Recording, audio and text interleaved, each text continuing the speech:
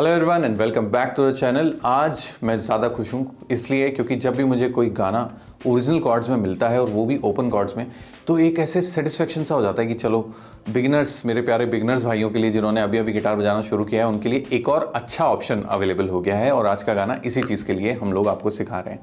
बहुत ईजी है बजाने में, कुछ ओपन कॉर्ड्स हैं वो आप बजा लेंगे तो ये गाना आप आराम से बजा सकते हैं ट्रैक के साथ भी। और मैंने एक्चुअली लेसन में भी यही किया है, मैंने खुद नहीं गाया है क्योंकि मोहम्मद रफ़ी जी की आवाज़ है और उनकी सिंगिंग है, तो मेरे को और हफ्तों लगते इसको और अच्छा गाने में, इसलिए मेरे को लगा कि मैं पहले सिखा देता हूँ फिर मैं भी प्रैक्टिस कर लूँगा।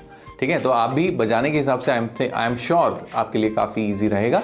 और कुछ लोग जो ईजी के नाम से चिढ़ते हैं, ठीक है, तो उनके लिए मैं बता दूं कि पिछले कुछ लेसन्स में हमने अच्छे खासे कॉर्ड्स, सीक्वेंसेस और नए कॉर्ड्स एक्सप्लोर किए हैं, तो please do check those lessons, है ना, चैनल नहीं दोज लेसन्स। तो प्लीज़ मेक श्योर कि आप प्रैक्टिस कीजिए और कोई भी डाउट रहे तो कमेंट करके ज़रूर से बताइए। आपके कमेंट्स और लाइक्स से हमारा हौसला बढ़ता है और अगर सब्सक्राइब कर देंगे तो और अच्छी बात है। चलिए अब शुरू करते हैं। चलिए अब कॉर्ड्स की बात करते हैं। ये गाना जी मेजर स्केल में है और एटलीस्ट मेरे को जो MP3 मिला है या मैंने जो वर्जन सुना है वो तो जी मेजर स्केल में है। आई होप कि मेरी ये सारी खुशी ढेर ना हो जाए अगर पता चले कि ये सही में इस स्केल का गाना ही नहीं है, लेकिन मैं ट्रैक के साथ बजा रहा हूँ and it is going well with it.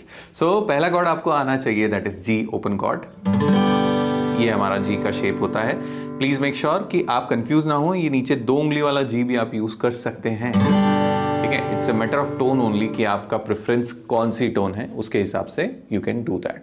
पहला कॉर्ड हो गया जी ओपन कॉर्ड, दूसरा होगा सी मेजर कॉर्ड जो कुछ इस तरीके से प्ले किया जाता है। 5 स्ट्रिंग का कॉर्ड है।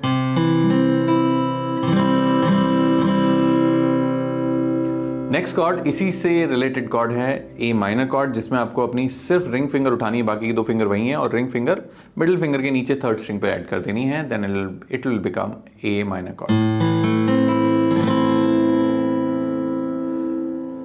आखिरी कॉर्ड जो इस गाने में हम लोग यूज कर रहे हैं वो है D7 कॉर्ड, जो कुछ इस तरीके से प्ले किया जाता है और हो सकता है आपने आज तक नहीं सुना हो। अगर आपने अभी भी गिटार बजाना चालू किया है तो this is not a very common chord. Okay, D dominant 7th भी इसका नाम है। थ्योरी मैं बोलूँगा एक बार, ठीक है, हमारे किसी न किसी वीडियो में आपको दिख जाएगा, हमने थ्योरी कवर की है 7th कॉर्ड्स के बारे में, तो please do that. Technical Tuesday नाम की एक सीरीज़ है, प्लेलिस्ट है, उसमें जाके ज़रूर से देखिएगा। ये होता है D7 कॉर्ड और ऐसा बहुत ही भौचक के रहने वाला साउंड होता है ये ना, कन्फ्यूजन, दर्द, सब कुछ है इसमें। ठीक है, तो कुल मिला के 4 कॉर्ड्स हुए, G, C, A minor and D7। बस दैट्स इट। मैं बोल रहा हूँ ना कि यही तो ब्यूटी है कि इतनी एक्स्ट्रा ऑर्डिनरी और इतनी सिंपल कॉम्पोजिशन कि आप आराम से उसको बजा सकते हैं। बहुत रेयरली ऐसा मिल पाता है हमें ऐसे गाने। तो अच्छे से प्रैक्टिस कीजिए, शिफ्टिंग की प्रैक्टिस कीजिए। गिटार ट्यूना नाम का जो ऐप है उसमें एक शिफ्टिंग का गेम होता है, प्ले कॉर्ड्स यू सी, उसको यूज़ कीजिए।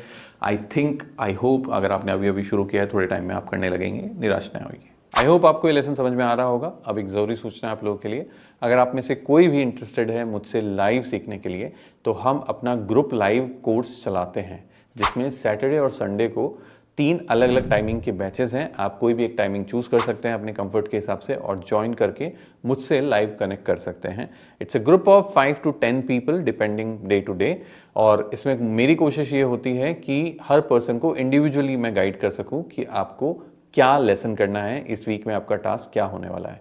तो अगर आप एक गाइडेड मूवमेंट चाहते हैं, प्रोग्रेस चाहते हैं अपनी लर्निंग में, तो नीचे दिए गए लिंक पे जाइएगा और अपना इंटरेस्ट हमें बताइए। हमारी टीम आपसे कांटेक्ट करेगी और maybe we will be able to connect every weekend और आपकी जो गिटार जर्नी है वो भी थोड़ा सा स्टेबल हो पाएगी। कुछ विश्लेषक हो सकते हैं इस बात पर बोलेंगे कि सर आप बोर नहीं होते क्या यही सेम स्ट्रमिंग सिखाते सिखाते, बट मैं यही जवाब दूंगा कि कई बार होता ये है कि मेरा हमेशा एम रहता है कि अगर कोई बंदा पहली बार ट्राई कर रहा है तो उसको तो एक बेसिक सा आइडिया होना चाहिए। अगर आपने पहले बहुत बार सुन चुका है तो दोबारा सुन लीजिए। ये वही 4/4 कॉमन स्ट्रमिंग पैटर्न है जो दुनिया में सबसे ज़्यादा यूज़ की जा सकती है अलग अलग गानों पर, और लोग यूज़ भी करते हैं। इस स्ट्रमिंग पैटर्न को कहा जाता है down down up up down up. Okay, तो इस तरीके से बोलना सीखिए। अगर आप पहली बार कर रहे हैं सही से बोलेंगे तो बजा भी लेंगे।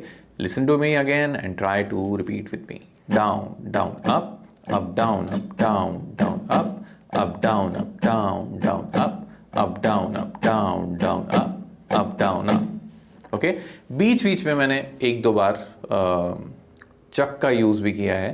तो चक एक डाउन स्ट्रोक ही होता है, बस चक करते वक्त आप अपने हथेली के निचला हिस्सा पाम जो है वो साथ में लैंड कर देते हैं स्ट्रिंग्स पे, जिसकी वजह से आपको ये चक का साउंड मिलता है। ठीक है, तो उस केस में ये हो जाता है डाउन चक अप चक अप, डाउन चक अप चक अप। मेरे बहुत सारे इंटरमीडिएट और एडवांस स्टूडेंट्स जो कि ये वीडियो देख रहे हैं, आई एम होपफुल कि you will guys figure it out कि इसको और एक क्रिएटिव कैसे कर सकते हैं। जैसे फॉर एग्जांपल